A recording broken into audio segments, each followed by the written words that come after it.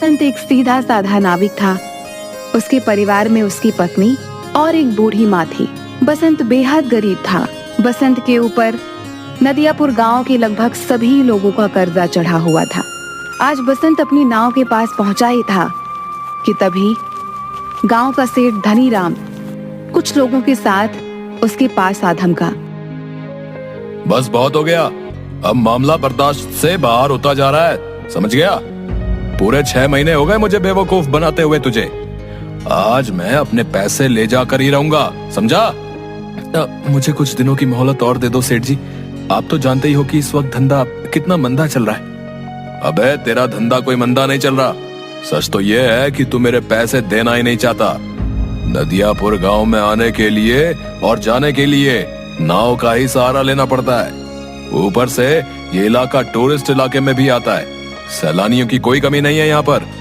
तेरा धंधा मंदा कैसे बढ़ सकता है बे? सेठ जी, सारे गांव वाले जानते हैं कि मेरी किस्मत कितनी फूटी हुई है। मैं बड़ी मेहनत से पाई पाई इकट्ठा करता हूँ, लेकिन वो पैसे किसी न किसी वजह से मुझसे खर्च हो जाते हैं। बसंत पर सेठ धनीराम बसंत का मजाक उड़ाते हुए अपने लोगों को देखकर बोला। रे सुना तुम लोगों ने, ये बड़ी मेहनत से पाई पाई जोड़कर रकम इकट्ठा करता है और इसे खुद नहीं पता कि इसके पैसे कहाँ खर्च हो जाते हैं बे? इतना कहकर धनीराम गुस्से से बसंत की ओर देखकर बोला। ये क्यों नहीं कहता कि तू एक नंबर का अय्याश है, सारे पैसे अय्याशी में खर्च कर देता है। बेवकूफ आदमी, तुझे कोई और नहीं मिला बेवकूफ बनाने के लिए है बे? नहीं नहीं, ऐसा मत कहिए सेठ जी। नदियापुर के सारे लोग जानते हैं कि मैं कितना शरीफ हूँ। मेरे घर में मेरी पत्नी और मेरी बूढ़ी माँ रहती है।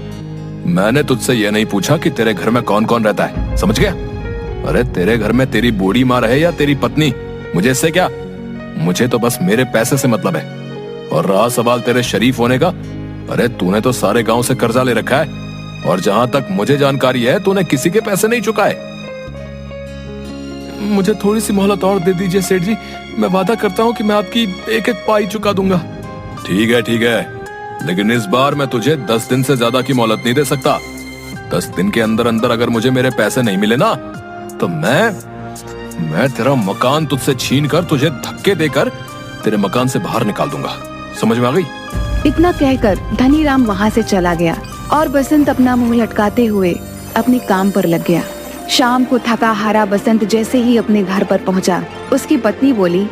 आ गए सेठ जी घर पर? आपके पीछे बहुत सारे मेहमान आपको पूछते हुए आए थे। उन्होंने आपका काफी देर तक इंतजार किया और बेचारे इंतजार करके बहुत थक गए। अभी कुछ देर पहले ही गए हैं। झुमकी, मैं जानता हूँ कि तुम किन की बात कर रही हो। जब तुम सारी बातें जानते ही हो तो फिर उन सबके कर्जे क्यों नहीं चुका देते? तुम अच्छी तरह से जानती हो झुमकी, पिछले कुछ सालों से मेरे साथ क्या हो रहा है। मैं जब भी कुछ पैसे जमा करता हूँ वो किसी न किसी तरह से खर्च हो जाते हैं। पिछली बार माँ का पैर टूट गया था, उसके इलाज में कितने पैसे खर्च हो गए। उसके बाद चोट लगने से तुम्हारी पसली फ्रैक्चर हो गई थी, उसके इलाज पर कितने पैसे खर्च हो गए। मैं तुम्हारी बातों को समझती हूँ, लेकिन गांव वाले इस बात को नहीं समझते। उन्हें तो बस अपने पैसों से मतलब है और आखिरकार वो तुमसे कब तक पैसे नहीं मांगेंगे। गांव का मुखिया धमकी देकर गया है, अगर तुमने गांव वालों के पैसे नहीं दिए तो वो तुम्हारी नाव छीन लेगा। और सेठ धनीराम मुझे धमकी देकर गया है कि अगर 10 दिन के अंदर मैंने उसके पैसे नहीं दिए तो वो मुझसे मेरा मकान छीन लेगा। मेरी समझ में नहीं आता कि अब मैं क्या करूं। मेरी समझ में नहीं आता, गांव में जितने भी नाविक हैं उन सब की ऐश की चांदी कर रही है। उन सब के मकान देखे हैं तुमने? ऐसा लगता है जैसे कि वो कोई नाव नहीं बल्कि कोई कंपनी चलाते हो। तुम सारा दिन नदी के किनारे क्या करते रहते हो? कितनी बार कह चुका हूँ झुमकी, टूरिस्ट मेरी नाव में नहीं आते। ये क्यों नहीं कहते कि तुम्हारी नाव में गांव के भूखे नंगे लोग ही आकर बैठते हैं? उनसे तुम्हें कितनी आमदनी होती होगी। तुम अपनी नाव में नदियापुर घूमने आए सैलानियों को क्यों नहीं बिठाते? जितने भी नाविक हैं वो झूठ बोलकर टूरिस्ट को अपनी नाव में बैठाकर सिर्फ उन्हें चूना लगाते हैं और मुझे झूठ बोलना नहीं आता। नहीं चाहिए मुझे हराम की कमाई। अरे सच्चाई के देवता, ये धंधा है।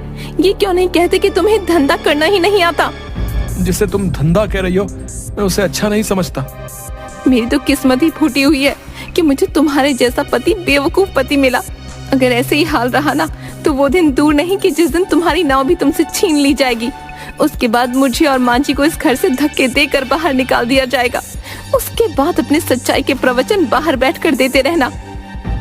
इतना कहकर झुमकी गुस्से से वहां से चली गई। ऐसे ही 10 दिन गुजर गए। 10वें दिन बसंत नदी के किनारे उदास बैठा हुआ गहरी सोच में डूबा हुआ था कि तभी वहां पर धनीराम फिर से आ पहुंचा। याद है ना बसंत, आज तेरा आखिरी दिन है। अब इससे ज्यादा मैं तुझे और मोहलत नहीं दे सकता भाई। शाम को मैं तेरे घर पर आऊंगा वसूली करने के लिए। मेरे पैसे तैयार रखना, नहीं तो अपना बोरिया बिस्तर समेटकर चुपचाप चले जाना। इतना कहकर धनीराम वहां से चला गया। बसंत अपने आप से बोला, अब क्या होगा? पूरे 10 दिन से मेरी नाव में मुश्किल से 20 मुसाफिर भी नहीं बैठे होंगे। मैं धनीराम के पैसे कहां से दूंगा? अगर मैंने उसे पैसे नहीं दिए तो वो मेरे परिवार को बेइज्जत करके घर से निकाल देगा। मैं कहां जाऊं? क्या करूं? बसंत हसरत भरी निगाहों से और नाविकों को देखने लगा जिनकी नाव पर टूरिस्ट सवार थे। तभी बसंत के कानों में एक बूढ़े व्यक्ति का स्वर टकराया। क्या तुम मुझे दूसरी दुनिया के छोर तक छोड़ सकते हो? बसंत उस बूढ़े की बात सुनकर हैरत में पड़ गया। लगता है आपका दिमाग खिसका हुआ है बाबा। ये कैसी बातें कर रहे हैं आप? मेरा कहने का मतलब ये है बेटा, तुम मुझे इस नदी के दूसरे किनारे पर छोड़ देना। तो सीधे सीधे ये कहिए ना बाबा कि आपको दूसरी सीमा पर उतरना है। ठीक है बाबा, 200 लगेंगे। मैंने सुना है कि तुम बूढ़े और गरीब यात्रियों से पैसे नहीं लेते। सही सुना है बाबा, लेकिन क्या करूं? लगता है मुझे अपने नियम और कायदे अब बदलने पड़ेंगे।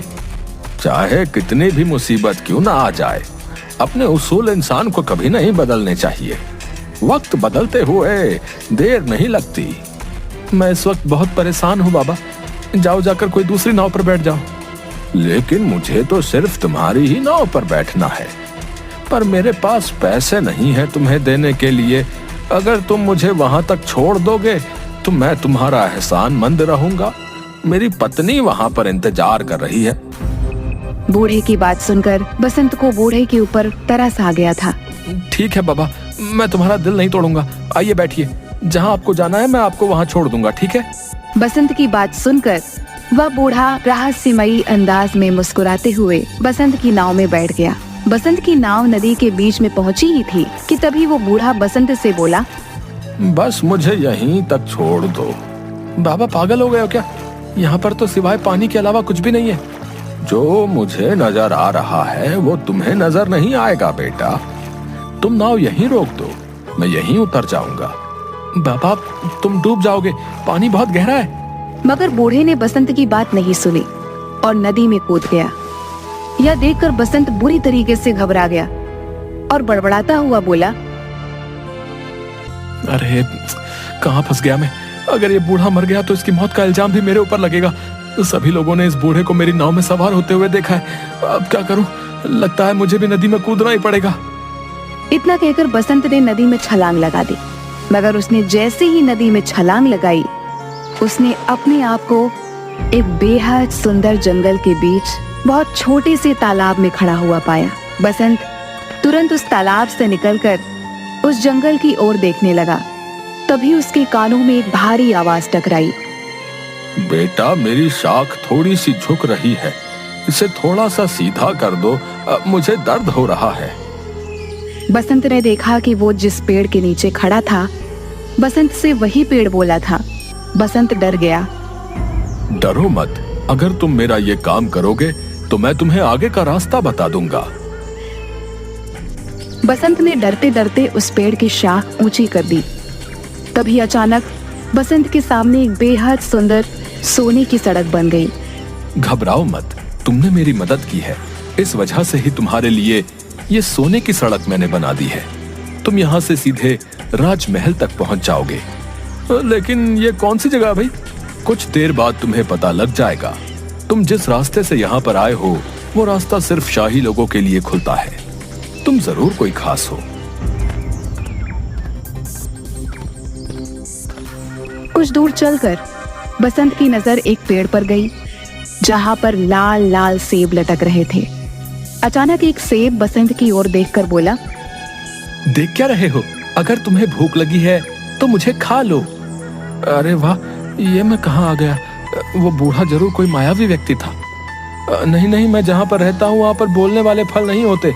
अगर वो बोलते तो हम बिल्कुल नहीं खाते। तुम वाकई बहुत दयालु लगते हो। तुम्हारा इस जादुई नगरी में स्वागत है। इस सोने की सड़क पर सीधे चले जाओ, कुछ ही देर में तुम महल तक पहुंच जाओगे।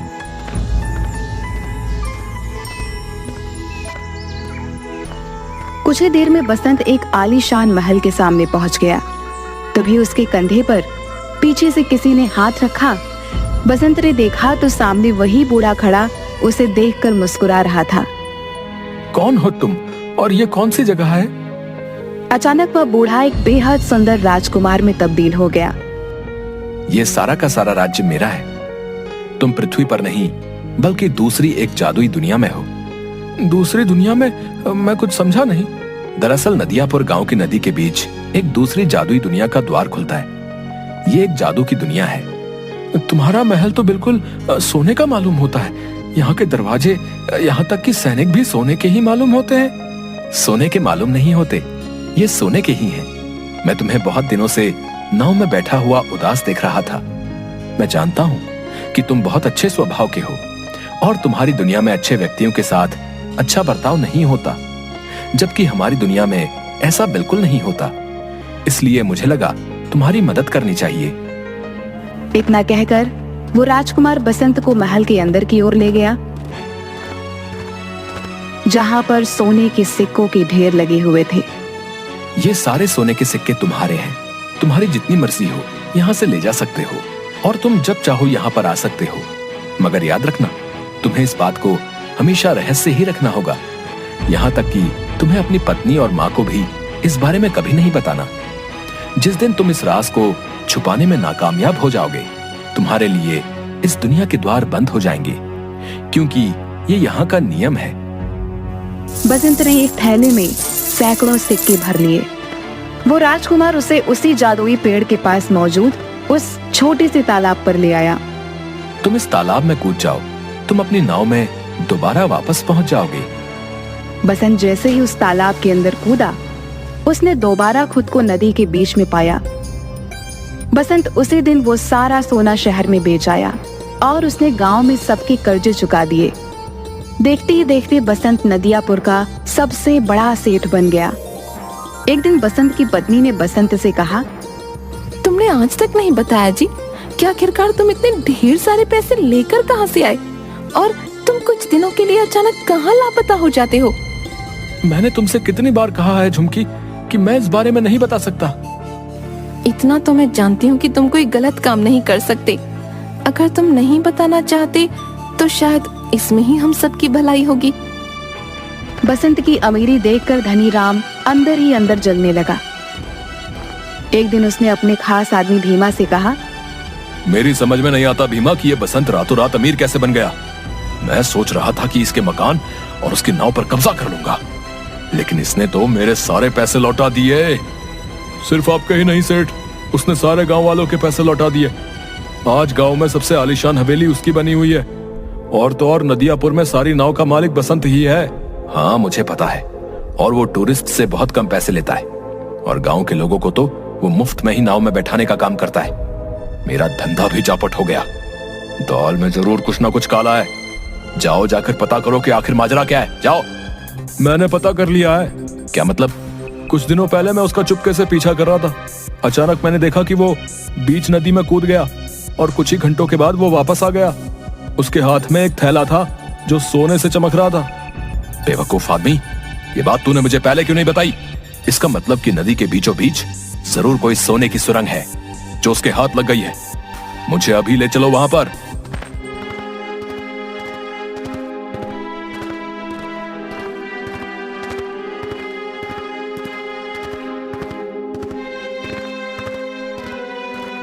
कुछ ही देर में सिर्फ धनी राम और भीमा नदी के बीच पहुंच गए। क्या तुम्हें यकीन है भीमा की बसंत यहीं कूदा था? जी, मैंने उसे ठीक इसी जगह छलांग लगाते हुए देखा था। तो फिर देर किस बात की है भीमा? चलो अब हम दोनों साथ साथ कूदकर उस सोने की सुरंग में पहुंच जाते हैं और सारा का सारा सोना आज ही निकाल लेते हैं। आपने तो मेरे मुंह की बात छीन ली। इतना कहकर वह दोनों नदी में कूद गए। अचानक बहुत तेज एक पानी की लहर आई। भीमा और धनी राम डूबकर मर गए। बसंत ने आज तक उस रहस्यमयी कहानी के बारे में किसी को